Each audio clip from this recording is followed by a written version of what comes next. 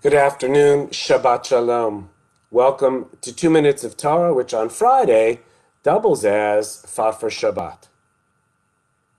At this time, we have an opportunity to think about all the important questions of life.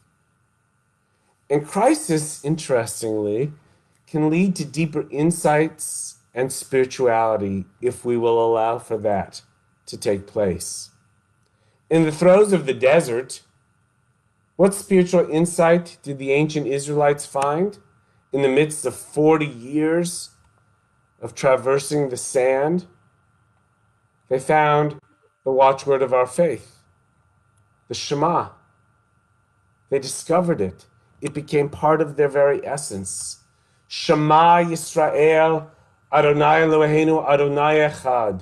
Hear, O Israel, the Lord is our God, the Lord is one. This is a phrase, is a statement, is a powerful insight in the middle of this terrible crisis they were in. This can work for us too. 3 months into our desert of shelter at home.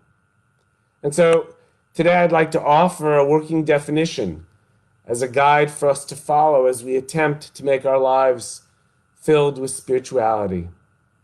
Let's start with Shema, hear or listen. The first step in becoming a spiritual person is closing the mouth and opening the ears. I had a professor who said, God gave us 2 ears and 1 mouth, which means we should listen twice as much as we speak. Yisrael, Israel, meaning the people of Israel.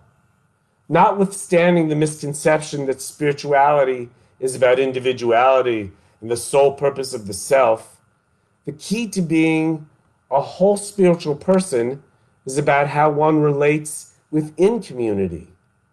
This is ever more true with respect to the fact that we can't gather in person. So how do we find community when we're stuck at home? The answer is we do the best we can. But there are lots and lots of options. Right here at Temple, every single day there's something to connect to, a community to be a part of. And there are many, many other ways to do it as well. The third word, Adonai. Shema Yisrael Adonai. When we listen and when we provide meaning within community, we come to know the first iteration of God, and that is that God is relational. We find God in our love for each other. Eloheinu, our God. We share God. God is not just the Jewish people's alone. This fourth word of the Shema is a reminder of that important universalistic idea of Judaism, that our message is for everyone. The golden rule is the best definition of that. Love thy neighbor as thyself. I am the Lord. Life is not just about me or the individual. It is about the collective. Adonai again. Through those understandings, we come to understand and to appreciate God's particular role in our lives. In other words, asking the question, what is my personal relationship with God? What is my faith demanding of me as an individual? Yes, within the context of community, but also just for me. And finally, Echad, one, or oneness. When we have met the first 5 requirements, then we will find wholeness, oneness, a sense of meaning and purpose in our lives.